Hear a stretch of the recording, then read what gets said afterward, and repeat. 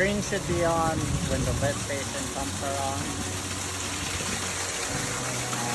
This kind of pattern in your FFR staying on is good. Anti-pump is on a timer. Anti-pump should come on when the pump is running. It'll come on for so long and then stay off. You have blowers. You have a blower for your FFR. Kind of hard to see those patterns, but if we didn't have any water flow, you can kind of see bubbles in there.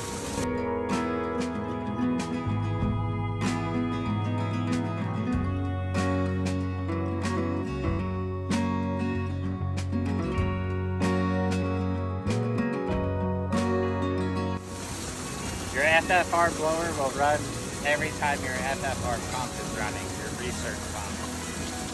So if most of your,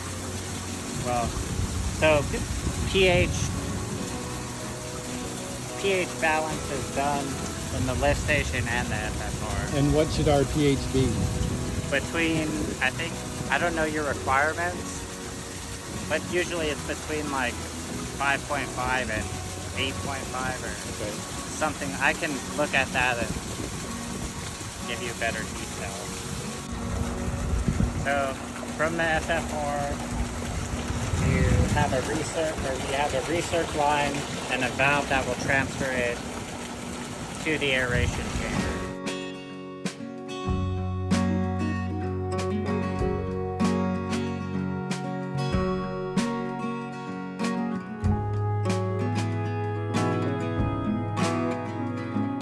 When the aeration's on, you should see a good bubble pattern, not big bubbles coming up from one section. The fast pump should always be running over a certain sensor. If you lose your fast pump, you lose your permeate. About once a week, I would pull up your probes and check them out. Wash them off, make sure there's no corrosion going on or there's nothing broken. There's a probe wash on these too, so when you pull it up, you could just go on your phone and put the probe wash in the hand and make sure that water comes out. Or I just use the hose? Yeah, but to check the probe wash, make sure that the probe wash is working correctly, just put it in hand and make sure some water comes out. Okay. So, but yeah, I would use the hose to wash it off. So some foam is good, because we're showing some light. This is a little more than we would normally have, but some foam is good. I agree. And we have an auto anti-foaming in it, or do we have to manually turn the anti-foam on? So I believe your anti-foam only goes to your FFR. So you would have to manually put anti-foam into aeration.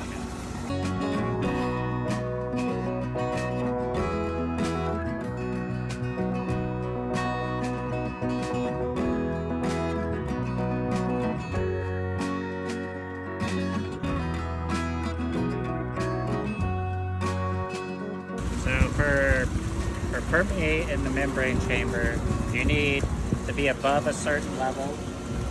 You need your fast pump on, you need your blower on, and you need your permeate pump on, and your air purge pump. If any of those are in the off position, you won't permeate in auto. So they all need to be in the auto position. A thing to watch for on the permeate is high TMPs. So, and you want to look at TMPs over a longer period. So, and that's the pressure in the membrane. Yeah, the pressure, the suction pressure on the membrane.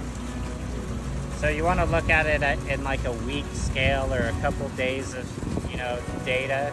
You don't want to look at an instantaneous point in time because it could just be something. So if you see a steady line and then all of a sudden you jump up, that should be, a trigger to be looking for maybe adding a CIP or adding longer steps, stuff like that. And that TMP should be between maximum of -4? -8's the highest. when you hit -8, you'll shut off and you'll restart. So -4 is normal then. And so whatever equilibrium your membrane gets, as long as you're steady at that I would call that normal.